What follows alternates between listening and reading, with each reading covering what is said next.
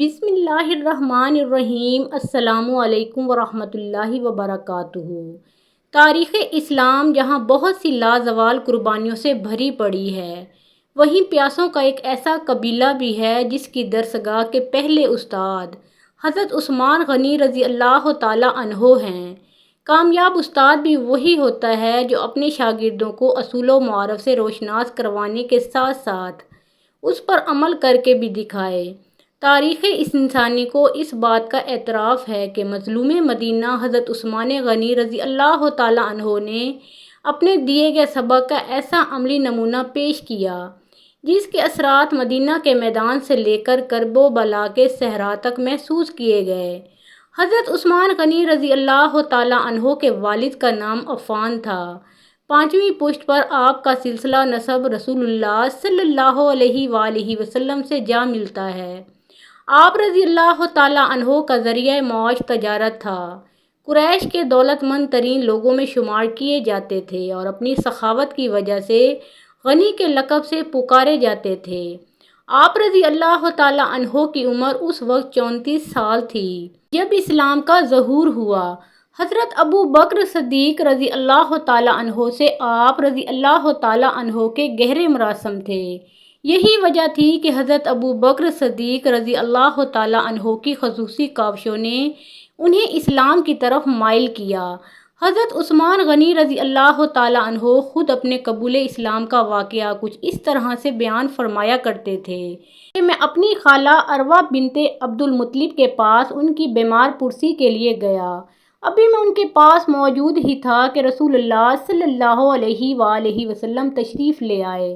ان دنوں حضور صلی اللہ علیہ وآلہ وسلم کی نبوت کا تذکرہ تھوڑا بہت ہو چکا تھا۔ میں آپ صلی اللہ علیہ وآلہ وسلم کو غور سے دیکھنے لگا۔ آپ صلی اللہ علیہ وآلہ وسلم نے میری طرف متوجہ ہو کر فرمایا، اے عثمان، کیا بات ہے؟ میں نے کہا، میں اس بات پر حیران ہوں کہ آپ صلی اللہ علیہ وآلہ وسلم کا ہمارے ہاں بڑا مرتبہ ہے، اور پھر آپ صلی اللہ علیہ وآلہ وسلم کے بارے میں ایسی باتیں کہی جا رہی ہیں۔ اس کے بعد حضور صلی اللہ علیہ وآلہ وسلم نے فرمایا، لا الہ الا اللہ، اللہ کے سوا کوئی معبود نہیں۔ اللہ گواہ ہے کہ میں یہ بات سن کر کانپ گیا۔ پھر آپ صلی اللہ علیہ وآلہ وسلم نے یہ آیت تلاوت کی، اور تمہارا رزق اور جس چیز کا تم سے وعدہ کیا جاتا ہے آسمان میں ہے، تو یہ آسمان اور زمین کے مالک کی قسم، یہ قابل یقین ہے جس طرح تم بات کرتے ہو۔ پھر حضور صلی اللہ علیہ وآلہ وسلم کھڑے ہوئے اور باہر تشریف لے گئے۔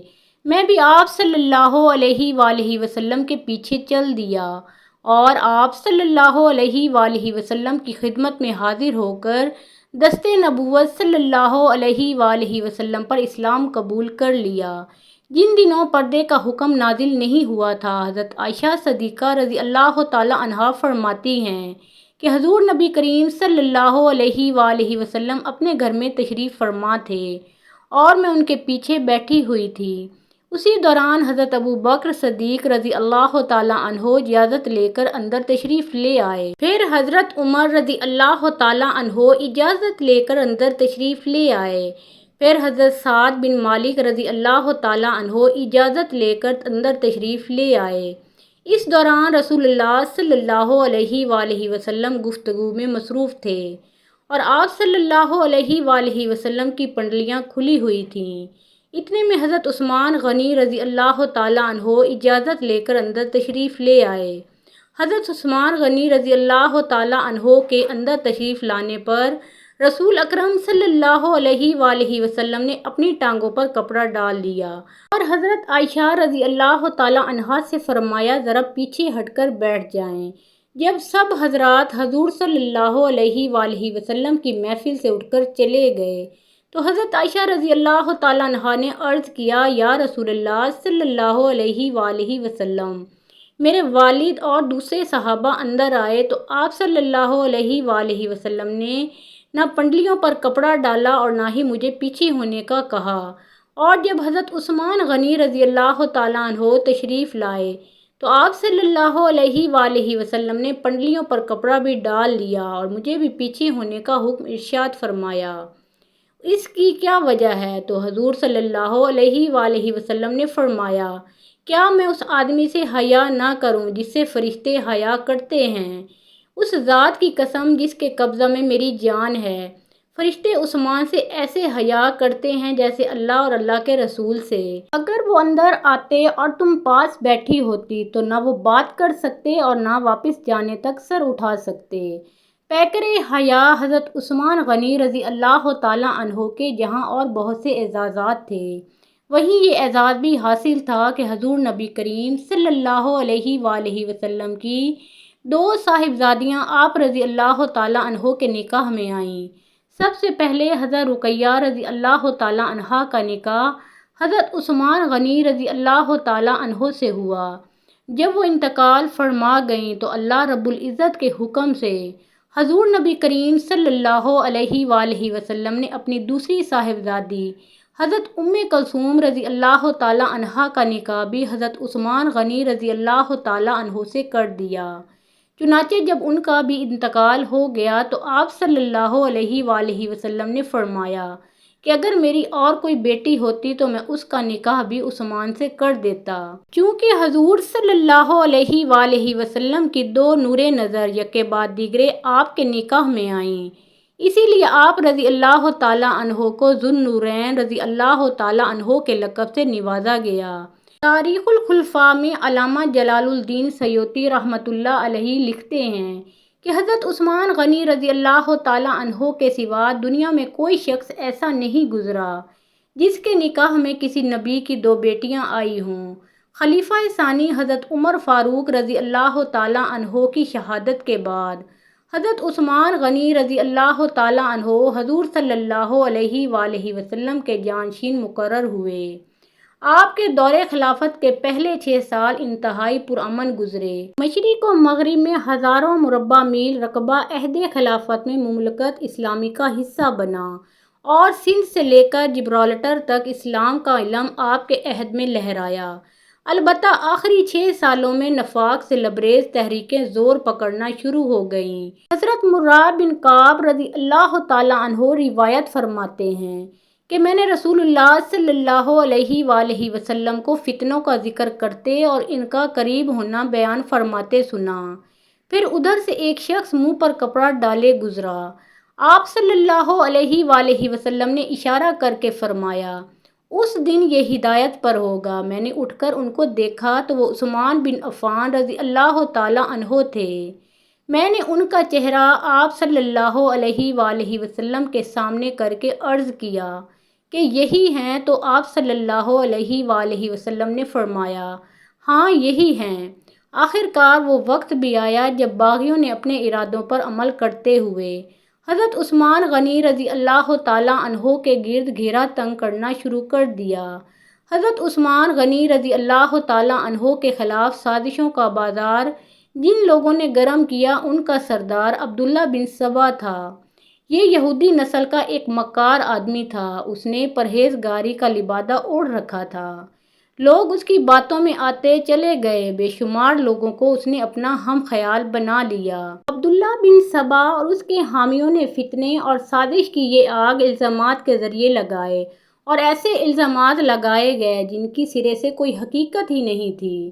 بعض باتوں کا پتنگڑ بنا دیا گیا۔ سب سے پہلے آپ رضی اللہ تعالیٰ عنہ کا مسجد میں خطبہ بند کیا گیا، پھر باجماعت نماز کی ادائیگی بھی جبراً بند کر دی گئی، مگر اتنے پر ہی بس نہیں کیا، یہاں تک کہ آپ رضی اللہ تعالیٰ عنہ کو گھر میں محصور کر کے رکھ دیا گیا اور مدینہ کی گلیوں میں آوازیں بلند ہونے لگیں کہ عثمان رضی اللہ تعالیٰ عنہ تک نہ تو کوئی شخص کھانا پہنچائے گا اور نہ ہی پانی۔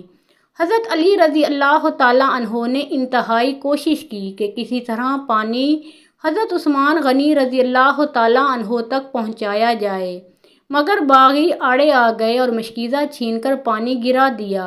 بالآخر حضرت علی رضی اللہ تعالیٰ عنہ بطور یقین دہانی اپنا امامہ وہاں چھوڑ کر واپس چلے آئے تاکہ محبت عثمان رضی اللہ تعالیٰ عنہ کا حق ادا ہو جائے۔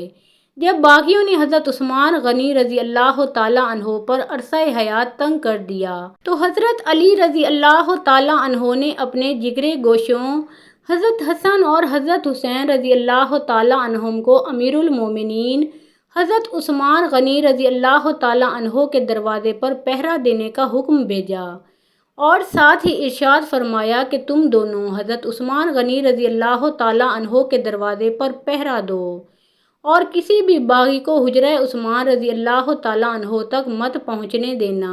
چنانچہ دونوں شہزادے بیعت عثمان رضی اللہ تعالیٰ عنہ کی طرف چل پڑے۔ گویا حضرت علی رضی اللہ تعالیٰ عنہ کا اپنے شہزادوں کو یہ تربیت دینا مقصود تھا کہ در عثمان رضی اللہ تعالیٰ عنہ پر کھڑے ہو کر یہ سبق حاصل کرو، کس طرح بھوکے رہ کر قرآن پڑھا جاتا ہے، کس طرح 40 دن تک پیاسے رہ کر تلاوت کی جاتی ہے اور کس طرح بھوکے پیاسے رہ کر سجدے کیے جاتے ہیں۔ ایک دن آئے گا کہ تمہیں بھی یہی سبق کربلا کی سرزمین پر دہرانا پڑے گا۔ امیر المومنین حضرت عثمان غنی رضی اللہ تعالیٰ عنہ نے باغیوں کو متعدد بار سمجھانے کی کوشش کی۔ ایک دن دوران محاصرہ آپ رضی اللہ تعالیٰ عنہ اپنے گھر کی چھت پر تشریف لائے اور باغیوں کو مخاطب کر کے فرمانے لگے، اے لوگوں، وہ وقت یاد کرو جب مسجد نبوی صلی اللہ علیہ وآلہ وسلم کی زمین تنگ تھی اور رسول کریم صلی اللہ علیہ وآلہ وسلم نے فرمایا، کون ہے جو اللہ کے لیے اس زمین کو خرید کر مسجد کے لیے وقف کرے گا اور جنت کا وارث بنے گا؟ وہ کون تھا جس نے اللہ کے رسول صلی اللہ علیہ وآلہ وسلم کے حکم کی تعمیل کی تھی؟ سب نے بیک آواز ہو کر کہا، آپ رضی اللہ تعالیٰ عنہ نے تعمیل کی تھی۔ پھر فرمایا، میں تمہیں اللہ کی قسم دیتا ہوں کہ تم وہ وقت یاد کرو جب مدینہ میں بیرہ روم کے سوا میٹھے پانی کا کوئی کنواں نہ تھا۔ تمام مسلمان روزانہ قلت آب کی وجہ سے تکلیفیں اٹھاتے تھے۔ وہ کون تھا کہ جس نے رسول اللہ صلی اللہ علیہ وآلہ وسلم کے حکم سے کنویں کو خریدا اور تمام مسلمانوں پر وقف کر دیا؟ سب نے بیک آواز کہا، آپ رضی اللہ تعالیٰ عنہ نے وقف فرمایا تھا۔ حضرت عثمان غنی رضی اللہ تعالیٰ عنہ نے فرمایا کہ آج اسی کنویں کے پانی سے تم مجھے روک رہے ہو۔ پھر فرمایا، لشکر اسرت کو ساز و سامان کس نے آراستہ کیا تھا؟ لوگوں نے کہا، آپ رضی اللہ تعالیٰ عنہ نے۔ پھر فرمایا، اے لوگوں، اللہ کے لیے مجھے بتاؤ کہ جب رسول اللہ صلی اللہ علیہ وآلہ وسلم نے مجھے حدیبیہ کے مقام پر اپنا سفیر بنا کر قریش کے پاس بھیجا تو کیا واقعہ پیش آیا تھا؟ کیا یہ صحیح نہیں کہ اللہ کے رسول صلی اللہ علیہ وآلہ وسلم نے اپنے ایک ہاتھ کو میرا ہاتھ قرار دے کر میری طرف سے خود اپنی بیعت لی تھی؟ لوگوں کے مجمع سے آوازیں آنے لگیں کہ آپ رضی اللہ تعالیٰ عنہ نے سچ فرمایا، لیکن افسوس کہ بلوائیوں کے پسماندہ دماغوں سے بدنیتی کا خمار چھٹ نہ سکا اور انہوں نے 40 روزہ پیاس سے بے حال پیکرے صبر و حیا امیر المومنین وقت حضرت عثمان غنی رضی اللہ تعالیٰ عنہ کو شہید کرنے کا فیصلہ کر لیا۔ رسول کریم صلی اللہ علیہ وآلہ وسلم حضرت عثمان رضی اللہ تعالیٰ عنہ کے متعلق شہادت کی پیش گوئی بھی فرما چکے تھے۔ یہی وجہ تھی کہ حضرت عثمان رضی اللہ تعالیٰ عنہ نے بالکل بھی مزاحمت نہ کی، بلکہ خاموشی سے اللہ کے نبی صلی اللہ علیہ وآلہ وسلم کی گئی وصیت کی تکمیل کا انتظار فرماتے رہے۔ 18 ذی الحج اور جمعہ کا دن تھا۔ آپ رضی اللہ تعالیٰ عنہ روزہ کی حالت میں تھے۔ اسی صبح آپ رضی اللہ تعالیٰ عنہ نے خواب میں دیکھا کہ حضور نبی کریم صلی اللہ علیہ وآلہ وسلم تشریف لائے ہیں۔ آپ صلی اللہ علیہ وآلہ وسلم کے ساتھ حضرت ابو بکر صدیق رضی اللہ تعالیٰ عنہ اور حضرت عمر فاروق رضی اللہ تعالیٰ عنہ بھی موجود ہیں۔ نبی کریم صلی اللہ علیہ وآلہ وسلم حضرت عثمان غنی رضی اللہ تعالیٰ عنہ کو ارشاد فرماتے ہیں کہ اے عثمان، جلدی آؤ، ہم یہاں افطاری کے لیے تمہارے منتظر بیٹھے ہیں۔ آنکھ کھلی تو آپ رضی اللہ تعالیٰ عنہ نے اپنی اہلیہ سے فرمایا کہ میری شہادت کا وقت قریب آ گیا ہے، باغی مجھے قتل کر ڈالیں گے۔ انہوں نے کہا، امیر المومنین، ایسا نہیں ہو سکتا۔ ارشاد فرمایا کہ میں یہ خواب دیکھ چکا ہوں۔ پھر منگوا کر وہ لباس زیب تن کیا جو پہلے نہیں پہنا تھا، اپنے 20 غلام آزاد کیے اور تلاوت قرآن میں مشغول ہو گئے۔ گویا اب شہادت کا انتظار تھا، اور صرف انتظار ہی نہیں بلکہ شدید انتظار تھا، کیونکہ شہادت کے رنگین پردہ و حجاب کے پیچھے محبوب سے ملاقات متعین تھی۔ آخر کار وہ گھڑی بھی آن پہنچی، باغیوں نے مکان پر حملہ کر دیا۔ حضرت امام حسن رضی اللہ تعالیٰ عنہ جو کہ دروازے پر متعین تھے، باغیوں کا مقابلہ کرتے ہوئے زخمی ہو گئے۔ 4 باغی دیوار پھلانگ کر چھت پر چڑھ گئے۔ حضرت عثمان رضی اللہ تعالیٰ عنہ نیچے کے مکان میں تنے تنہا قرآن کی تلاوت میں مصروف تھے۔ اتنے میں ایک بلوائی نے حضرت عثمان غنی رضی اللہ تعالیٰ عنہ کی ریش مبارک کو پکڑ کر زور سے کھینچا۔ کنانہ بن بشیر نے پیشانی مبارک پر لوہے کی سلاخ سے دردناک ضرب لگائی کہ آپ رضی اللہ تعالیٰ عنہ پہلو کے بل گر پڑے اور زبان سے بسم اللہ توکلت علی اللہ نکلا۔ سودان بن حمران نے دوسری ضرب لگائی جس سے خون کا فوارہ جاری ہو گیا۔ بدبخت عمرو بن الحمق سینہ پر چڑھ بیٹھا اور جسم کے مختلف حصوں پر پے در پے 9 زخم لگائے۔ ایک اور بے رحم نے تلوار کا وار کیا تو آپ رضی اللہ تعالیٰ عنہ کی اہلیہ حضرت نائلہ رضی اللہ تعالیٰ عنہا نے آگے بڑھ کر روکنا چاہا تو ہاتھ کی 3 انگلیاں کٹ کر الگ ہو گئیں۔ اسی کشمکش کے دوران جمعہ کے دن عصر کے وقت ذوالنورین کی شمع حیات ہمیشہ کے لیے بجھتی چلی گئی اور آپ رضی اللہ تعالیٰ عنہ نبی کریم صلی اللہ علیہ وآلہ وسلم کی بشارت کے مطابق شہادت کے منصب پر فائز ہو گئے۔ انا للہ و انا الیہ راجعون۔